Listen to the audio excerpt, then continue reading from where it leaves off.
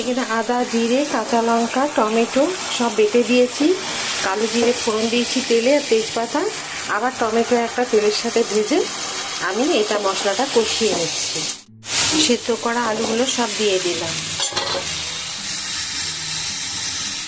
আমি নুন দিয়ে দিয়েছিলাম যখন টমেটো ভাজি তখন। দু টুকরো করে কাঁচা লঙ্কাগুলো কেটে রেখেছি, এগুলোকেও দিয়ে দিলাম। আর খুব ভালো করে এখন মিশিয়ে নেব। আমি লঙ্কার যে বেটেছি সেটা খুব একটা ঝাল নেই বলে এখানে যাতে বেশ ভালো লাগে খেতে মেখে, সেই জন্য আমি কাঁচা লঙ্কাগুলো দিয়েছি। এখন দিয়ে দেবো একটু শুকনো আলুর দম বা ভাজা আলুর দম। এই না, দিয়ে দিলাম একটু শাহি গরম মশলা। শুকনো আলুর দম আমার কমপ্লিট। শাহি গরম মশলা, কসুরি মেথি দিয়ে পুরো মিশিয়ে নিলাম। ব্যাস, এইভাবে একবার রান্না করে খান, খিচুড়ি, ভাত, রুটি, লুচি, পরোটা। এক বাটি আমি তালের ফুটন্ত তাল ঠান্ডা করে নিয়েছি, এক বাটি নিয়েছি। আর এক বাটি আমি ময়দা নিয়ে নেব একটু চেলে।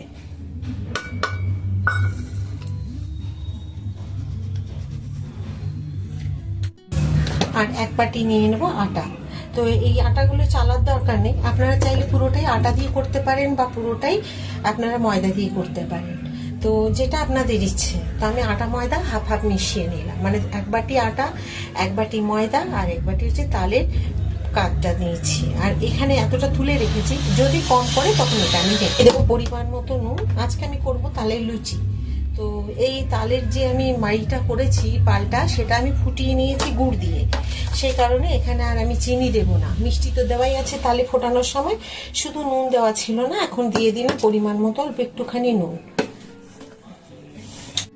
এবারে একসাথে এগুলোকে আমি মেখে নেব।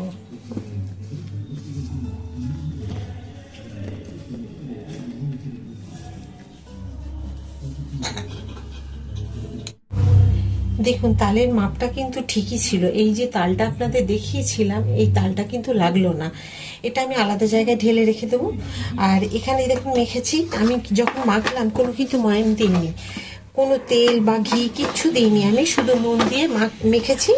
আর বলেছি গুড় দিয়ে ফুটিয়ে নিয়েছিলাম। তো দেখুন মাখা হয়ে গেছে। আমি হাতে একটুখানি দেখুন তেল নিয়ে নিয়েছি। এটাকে ঠিক একদম স্মুথ হয়ে যাবে আর নরম মোলায়েম হয়ে যাবে, সেই রকম তখন লুচিগুলো করলে ভালো লাগবে। তো এই ময়াম দেওয়ার দরকার নেই। আর আপনারা যদি মনে করেন ময়াম খাবেন, তাহলে একটু দিতে পারেন, কিন্তু এতে ময়ামের প্রয়োজন হয় না। এবারে খুব ভালো করে একটুখানি মেখে নিতে হবে। হ্যাঁ, পুরোটা যদি ময়দা দিয়ে করেন তাহলে কিন্তু একটু ময়াম দেবেন। আমি তো হাফ হাফ দিলাম, আপনারা দেখেছেন। দেখুন কি সুন্দর মাখা হয়ে গেছে। এবার লুচিগুলো আমি 5 মিনিট একটুখানি এটাকে রেস্টে রেখে দিয়ে তারপর আমি লুচিগুলো ভাজবো।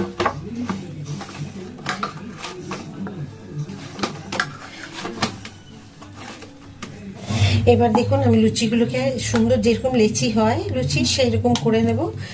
আর ময়দাটা যে আমি আটা ময়দা মিশিয়ে মেখেছি, যেমন আমরা মাখি লুচির জন্য আটা বা ময়দা, ঠিক সেই রকমই মেখে নেবেন। আর যেমন আমাদের নর্মাল লুচি হয় ঠিক সেই রকমই হবে। দেখুন একদম মোটাও নয় পাতলাও নয়, যেরকম হয় আর কি এরকমভাবেই করে নেবেন। তো আমি এভাবে বেলে বেলে কয়েকটা রেখে নেব, তারপর ছাকতে থাকবো।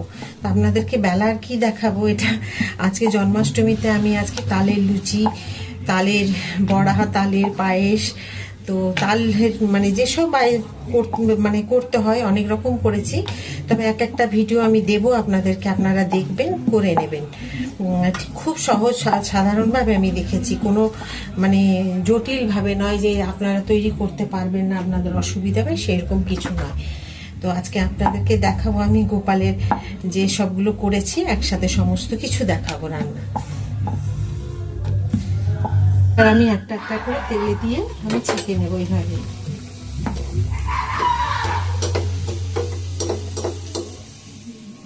দেখুন কি সুন্দর ফুলছে। এইভাবে আমি প্রত্যেকটা লুচিকে করে নেব।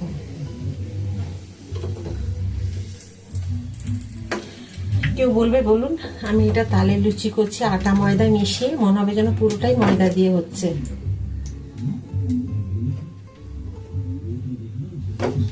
এই যে দেখুন,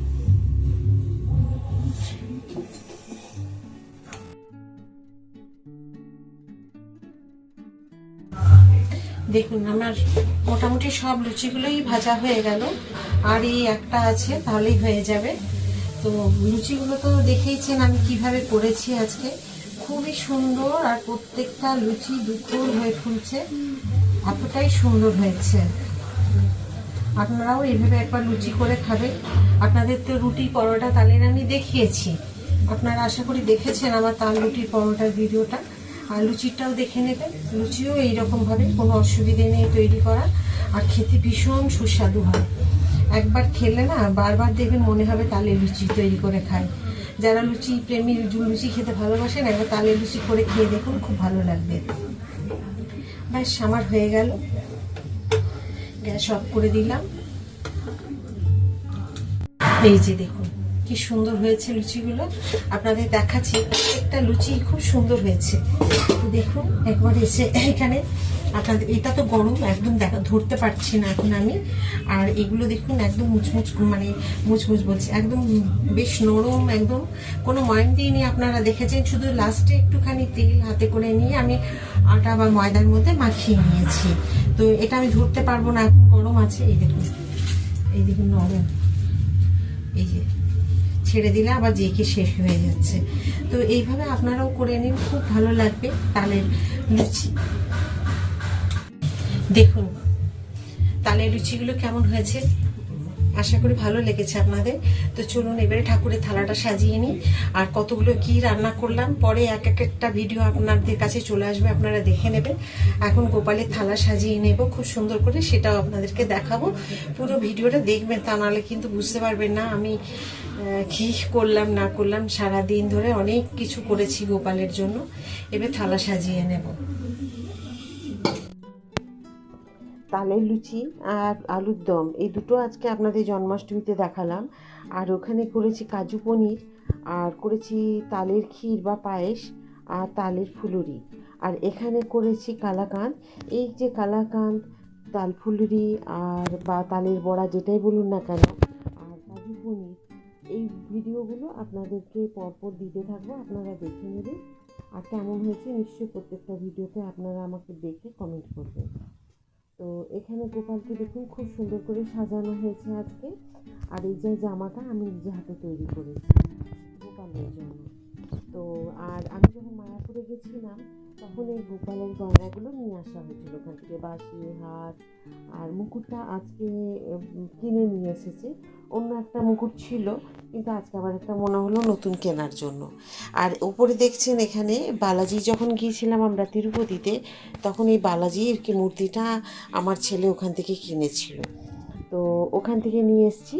আর এখানে সব ঠাকুরকে আজকে একটা করে নতুন মালা পরানো হয়েছে, এই মালাগুলো আজকে কিনে নিয়ে আসলো। সব মালা দিয়ে খুব সুন্দর করে লাইট দিয়ে সাজিয়েছে।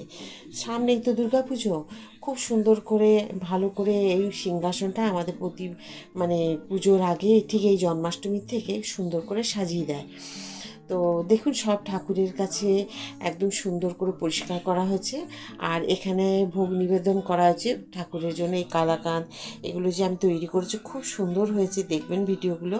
আর থালাটা কেমন সাজানো হয়েছে কমেন্ট করতে কিন্তু ভুলবেন না। আমি যে থালা ঠাকুরের সাজিয়েছি সমস্ত কিছু দিয়ে, তো এগুলো সারা দিন আমি একা নিজে করেছি। আজকে তাল কিন্তু আমার ছেলে মেরে দিয়েছে, নাহলে কিন্তু আরও দেরি হয়ে যেত।